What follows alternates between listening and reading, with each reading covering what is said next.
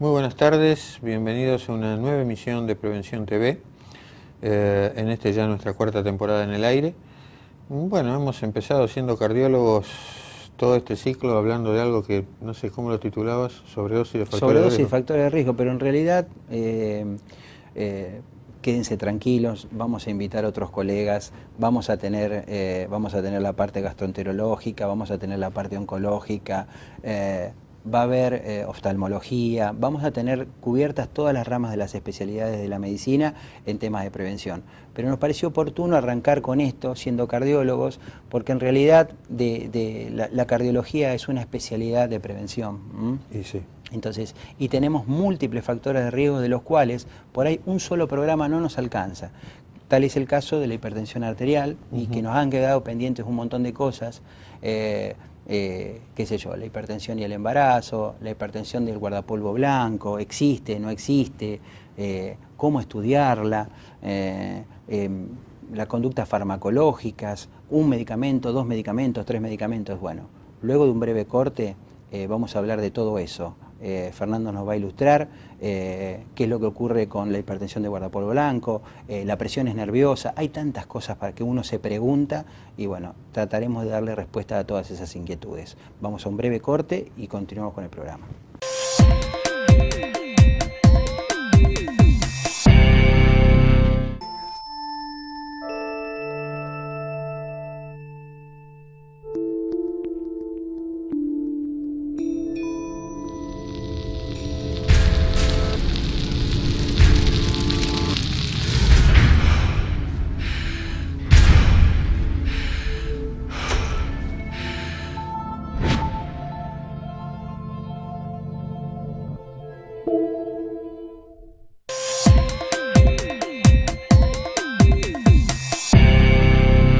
Bueno, tal cual lo planteamos en el primer bloque, Fer, seguimos con el tema de hipertensión arterial porque realmente da para varios programas. ¿Por qué no nos contás lo que sucede con la hipertensión y el guardapolvo blanco, la hipertensión nerviosa? Bueno, la hipertensión y el guardapolvo blanco.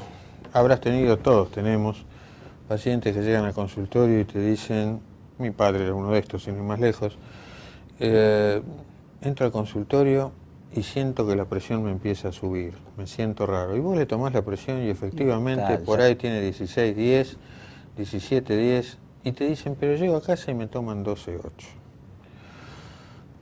¿Esto tiene importancia? Y sí, acá hay dos cosas que hay que ver. Primero, si es realmente guardapolvo blanco. Guardapolvo blanco significa que mi hipertensión se verifica exclusivamente en el consultorio del médico y no ante toda situación de estrés, que no es lo mismo. Y hay una única manera en realidad de documentar esto, que bueno, si mi paciente tiene hipertensión arterial en un momento dado, yo tengo que intentar hacerle un estudio que cubra ese momento como cubre el resto del día.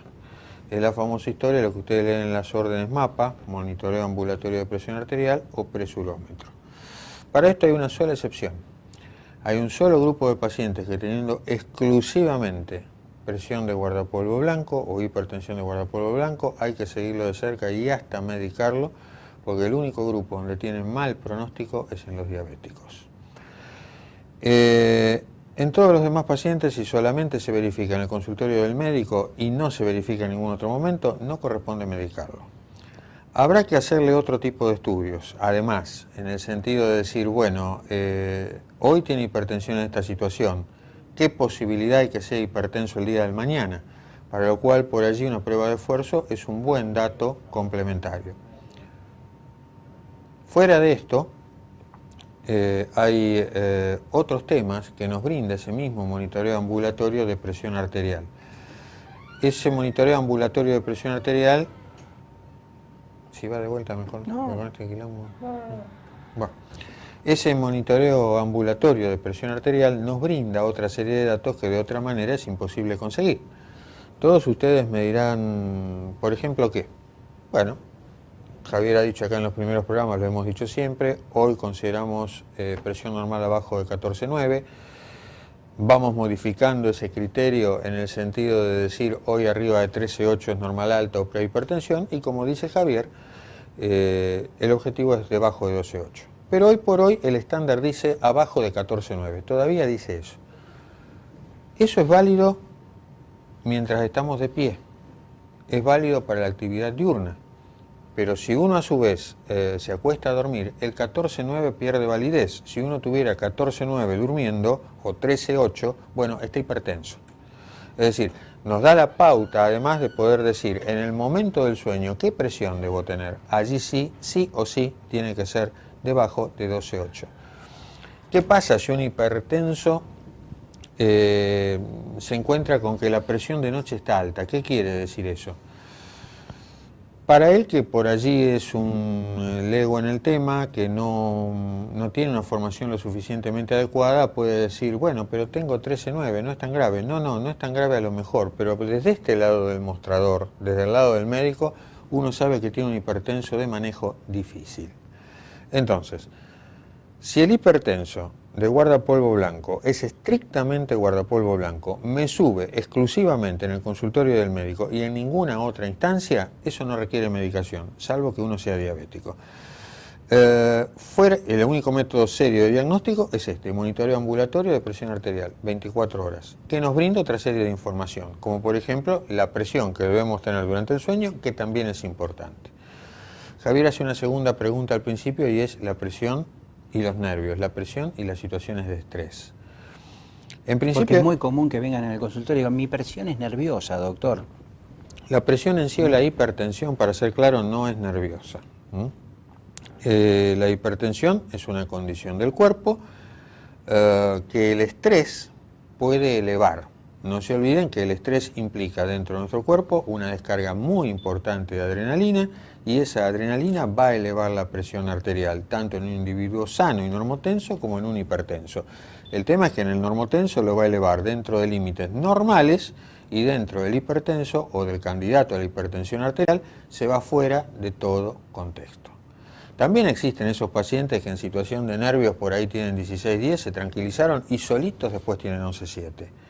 Esos pacientes habrá que seguirlos en el tiempo, esos pacientes no serán los hipertensos fijos del día de hoy, pero son con toda seguridad los hipertensos fijos del día del mañana. Gente a la que hay que decirle, no solamente toma un sedante o evitar la situación de estrés, no. Hay que empezar por preguntarle, papá y mamá, ¿fueron hipertensos? ¿No lo son? Bueno, vos lo vas a hacer si lo fueron. Ya tenés estas situaciones donde con un poquitito de nervios la presión sube, con más razón vas a ser hipertenso para pastillas. El desafío no es el momento de ahora. El desafío es poder retrasar todo lo que se puede el inicio de la hipertensión arterial. Entonces, si yo tengo 30 años, me subió a 16,10 por una discusión en el trabajo, llegué a casa y tenía 11,7, yo lo que tengo que pensar es, tengo que proceder como un hipertenso. Dieta sin sal, ejercicio aeróbico, nada de fumar, evitar las situaciones de estrés. Aunque el médico no me dé pastillas, no importa, yo no me puedo quedar con la hipertensión nerviosa. No, no es nerviosa. Yo tengo una base de hipertensión arterial ya instalada en mi cuerpo, sobre la que el estrés está actuando. ¿Se entiende? Entonces hay que asumirse, aunque uno no lo sea, como hipertenso y empezar a adoptar las medidas que uno sabe que el médico le va a indicar a un hipertenso en el consultorio. Una cosa quería agregar referido a la hipertensión que se produce durante la noche. Normalmente hay un ritmo circadiano de la tensión arterial, o sea, la pared de la arteria tiene determinado tono, y durante la noche ese tono tiene que caer. Eso se llama patrón Dipper, que cae la presión con el reposo nocturno. Cuando eso no ocurre, que fue lo que Fernando nos dijo, es importante por varios motivos. Primero porque el paciente desconoce absolutamente qué es lo que ocurre con su tensión arterial a la noche y para el médico es una información trascendental. Y otra cosa importante que determina la hipertensión nocturna me puede predisponer a un accidente cerebrovascular. Correcto. Entonces es muy importante definir qué ocurre durante la noche con la tensión arterial, porque podemos estar en presencia de un paciente non-dipper, o sea que no cae la presión durante la noche, y ese paciente tiene mayores chances de hacer un accidente cerebrovascular.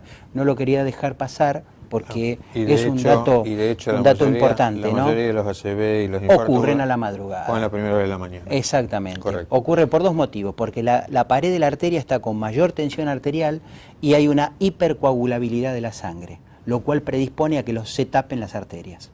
Nos echan, así Sí. que vamos a un corte. Vamos a un corte.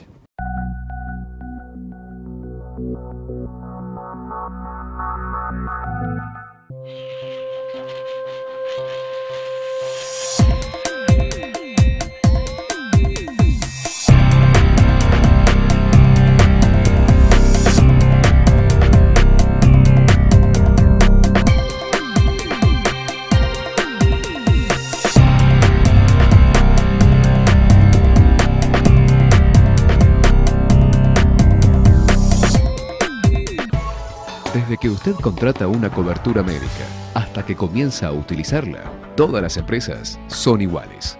Después, es mejor que sea el Círculo Médico de Quilmes, quien le ofrece a través de Femeva Salud Quilmes y Emedic una real libre elección del profesional en su consultorio particular y beneficiarse con su aporte de ley.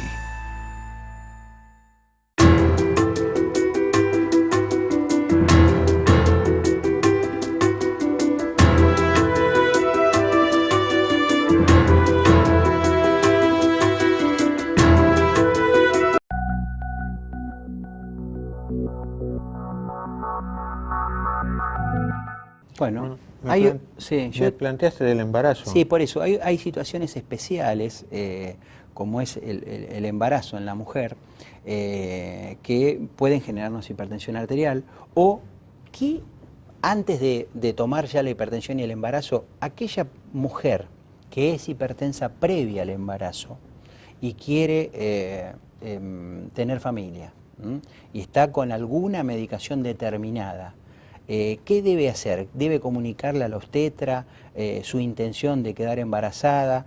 ¿Por qué? ¿Qué pasa con esa medicación? ¿Puede afectar a la criatura? Antes de hablar de hipertensión y embarazo. Si la paciente es hipertensa, ya difícilmente sea una veinteañera. Estamos hablando de alguien mayor que justamente si se va a quedar embarazada tiene que tomar toda una serie de recaudos, no solo a nivel cardiológico, sino a nivel obstétrico y clínico también.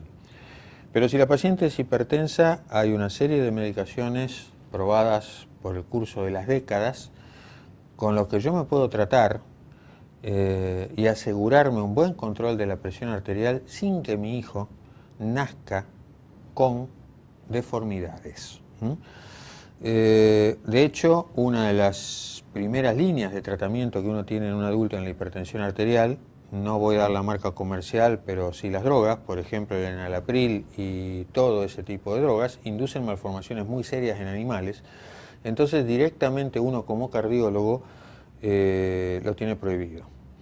Uno usa desde hace años una medicación cuyo nombre tampoco voy a dar, pero el fármaco se llama alfa-metildopa, más de 40 años de experiencia en la Argentina, de manera que ya no solamente hablamos si el chico nace con deformidades, sino si el chico puede nacer con alguna tara mental o no, que se vea con el correr de los años. Si pasaron 40 años de experiencia, uno incluso sabe cómo es ese chico hasta la vida adulta y sabe que esto no trae ningún problema. Y si no, el segundo tipo de medicación, lo que nosotros llamamos beta bloqueantes, de los cuales el más viejo y el más famoso en la Argentina sigue siendo el atenolol. Pero una mujer mayor que toma la decisión de embarazarse antes de hacer absolutamente nada, si está medicada, tiene que saber que hay un mes durante el cual todavía se tiene que cuidar, durante el cual tiene que haber un cambio de medicaciones para que su hijo no corra riesgos. Porque justamente en el primer trimestre del embarazo es el trimestre más vulnerable para las malformaciones congénitas. Correcto. Entonces, si la paciente tiene la decisión de quedar embarazada y está tomando alguna de estas medicaciones, como dijo Fernando, que hacen mal a la criatura, es decir, como no sabe cuándo se va a embarazar, lo lógico es que suspenda ese tipo de medicamentos, los cambie por estos medicamentos que han probado en el tiempo la seguridad de que no nos va a traer ninguna malformación congénita, y que haga el cambio respectivo antes de quedar embarazada. Sí, y la hipertensión y el embarazo, en realidad uno dice, pero a ver, la nena es normal y la hipertensión apareció con el embarazo. En realidad, para hablar de que la hipertensión aparece con el embarazo, hay un punto de corte que es la semana 21. Si la hipertensión está exclusivamente ligada al embarazo, va a aparecer a partir de la semana 21. Si aparece antes, ya o yo soy como paciente estoy entrando en la categoría de hipertensión previa, o bien ya hay una base genética en mi cuerpo para la hipertensión muy importante que se manifiesta de esta manera. Obviamente la hipertensión, uno tiene que tener presente que ese cuerpo va sumando peso, va sumando líquido con el correr del embarazo y es más habitual y más frecuente cuanto más nos aproximamos a la fecha de parto. La hipertensión en el embarazo depende en realidad de un órgano que es el que permite la comunicación entre la madre y el bebé. Ese órgano es la placenta, sin la placenta no hay embarazo posible, pero la placenta fabrica una serie de hormonas que en algunas mujeres predispuestas llevan a la hipertensión arterial. En general, esta hipertensión arterial puede durar hasta un mes después del parto o la cesárea, como mucho, luego de lo cual la hipertensión debe volver a lo normal. Tienen que tener presente de cualquier manera que es un mal antecedente para el día del mañana. Si una mujer pasa sus embarazos con hipertensión, el día que se arrime a la menopausia o cruce la menopausia, casi con toda seguridad va a ser hipertensa fija. ¿Qué puede hacer? Lo que decimos siempre. Pasó el embarazo, volvió a la presión normal, no importa, a comer sin sal, hacer ejercicio aeróbico, evitar las situaciones de estrés, no fumar, huir de los ambientes de fumadores, cuestión que ese momento de la hipertensión llegue lo más tarde posible. Finalmente hay otra sombra en todo esto, que es que uno dice, y no, mirá, fue a cesárea porque tenía presión alta. En realidad es muy raro que la presión sola sea lo que lleve a la hipertensión arterial. En general, cuando una paciente es hipertensa, esa hipertensión forma parte de una enfermedad más amplia que acompaña al embarazo, una enfermedad que se llama preeclampsia o en su situación extrema que incluso produce convulsiones y deterioro cerebral, es la eclampsia, y hasta la muerte incluso, es la eclampsia. Pero para lo cual la decisión no es del cardiólogo sino del obstetra, porque aparte de la hipertensión arterial hay toda una serie de estudios que nos orientan sobre cómo le llega el flujo al bebé, sobre qué tan bien o qué tan mal está el metabolismo de la madre a través de análisis de sangre y de orina, y en general cuando se llega a esto se llega a una decisión consensuada para interrumpir el embarazo, sacar esa placenta que así como ha sido vida para el bebé es lo que en definitiva está causándole complicaciones a la madre, y poder de esta manera eliminar el problema. No es que pierde el bebé, que quede claro. No es que pierde el bebé. Se interrumpe el embarazo en el sentido de que si el bebé está con la maduración pulmonar adecuada, porque esta en general es una enfermedad del último trimestre del embarazo, donde ya el bebé puede tener una maduración pulmonar adecuada, y les faltarían por ahí días, 20 días, un mes, se toma la decisión de hacer una cesárea porque el edema, la eclampsia para que no se produzcan convulsiones y demás, o el manejo de la presión arterial, ha pasado ya un rango de peligrosidad en el cual, haciendo la cesárea, eliminamos el problema de la presión arterial y de la eclampsia. Sí, tengan siempre en cuenta eso. Uno saca la placenta, uno tiende a decir muerto el perro, se acabó la rabia, pero al sacar la placenta, esa placenta pudo haber formado hormonas hasta el último día y todavía tenemos un mes más, si esto fue así, durante el cual todavía podemos tener algún tipo de inconveniente. Por supuesto, sacamos la placenta, seguimos hipertensos, vamos a seguir medicados. Tengan presente que en algún momento, cuando su cuerpo se empieza a normalizar, esa medicación les va a empezar a hacer mal, la presión va a empezar a bajar, ustedes se van a empezar a marear, claro, y va a ser el momento de interrumpirlo. Esto hay mucha gente que lo hace en forma artesanal. Lo lógico sería, de cualquier manera, estar en contacto con el cardiólogo, con el obstetra, notificarlos, una consulta más frecuente. Claro, y que ellos sean los que se encarguen de decirles, no va más, hasta aquí la medicación y listo. Bueno, hemos terminado otro programa más de hipertensión arterial. Quedan un montón de temas más para charlar, pero bueno, el tiempo es tirano, nos están haciendo señales para que vayamos a un corte. Así que vamos, tras un breve corte, cerramos el programa de la fecha.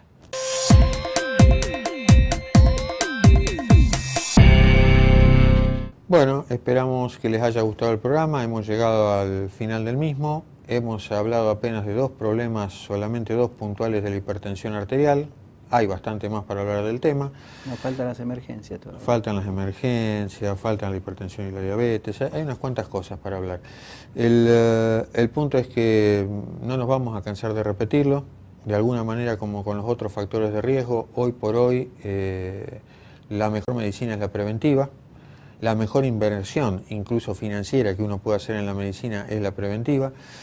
Entonces nos parece muy importante repetir conceptos, que estos conceptos no se olviden y sobre todo que se apliquen, que sería nuestro mayor logro si alguien pasa por la calle y nos dice, te escuché decir esto y a partir de esto cambié tal o cual rutina de mi vida. Esperamos que les haya gustado, como siempre a disposición para las dudas, los teléfonos y la página de Facebook.